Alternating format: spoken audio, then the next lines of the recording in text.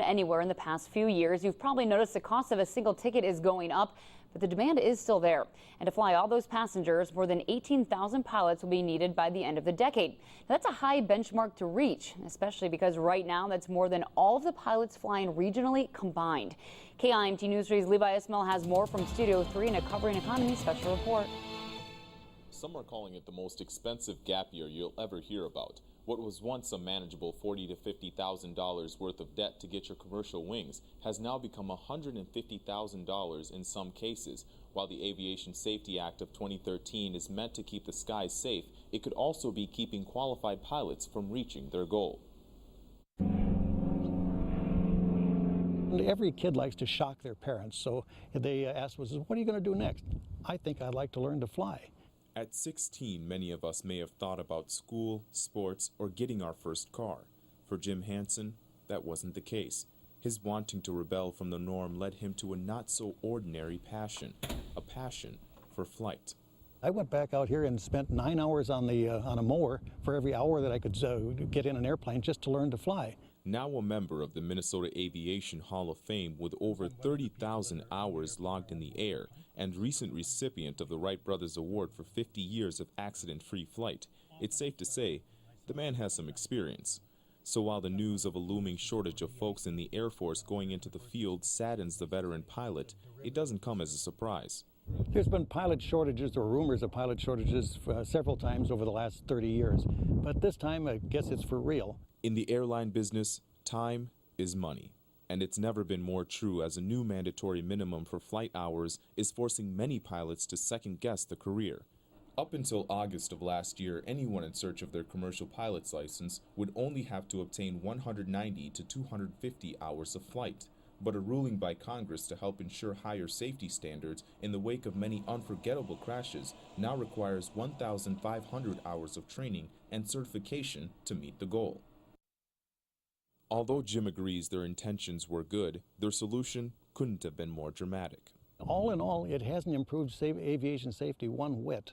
When you look at it and compare it with the Asian and the European airlines, they'd come back and take people with no time, no flight experience at all. The 1,500-hour rule on it not only requires that they've somehow come up with this additional time, but they also have to spend a lot of extra money. For a new pilot looking to pursue the extra 1,250 hours, this can translate into more than $100,000 in fees before even qualifying for an airline carrier.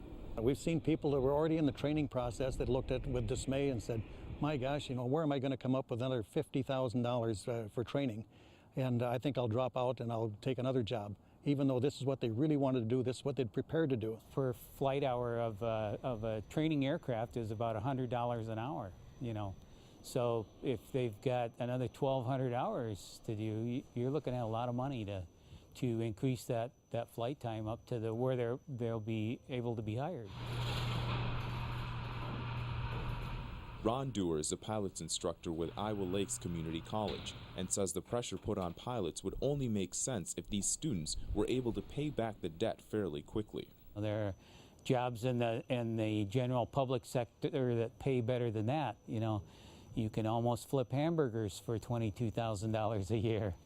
To help build up toward that goal of 1,500 hours, most pilots become flight instructors themselves and make money in the process. But according to Ron, even that isn't enough. $22,400 after you spent $150,000 for your aviation education doesn't pencil out.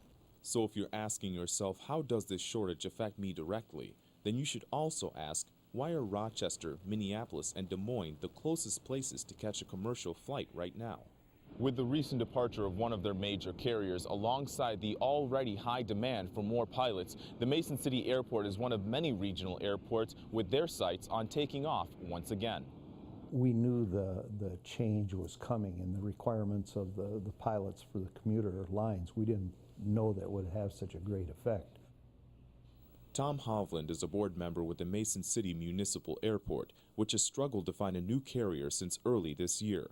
According to Tom, the trickle-down effect of these pilots is causing more harm than good. All of a sudden to have this pilot situation has really put a damper on the airport's economy, and it affects the economy of towns around here. Tom says he believes we can right the wrong done by an overbearing policy and once again fly commercially out of Mason City. Because the other one let you down doesn't mean these guys are going to. I mean, we're very excited about getting them here. As he smiles and enjoys his craft, Jim says he's confident that long-term, this will not keep pilots from the itch to explore the world one flight at a time. If the flying bug catches you, there's probably not an escape. You will find a way to come up with the money to do that train to make this career.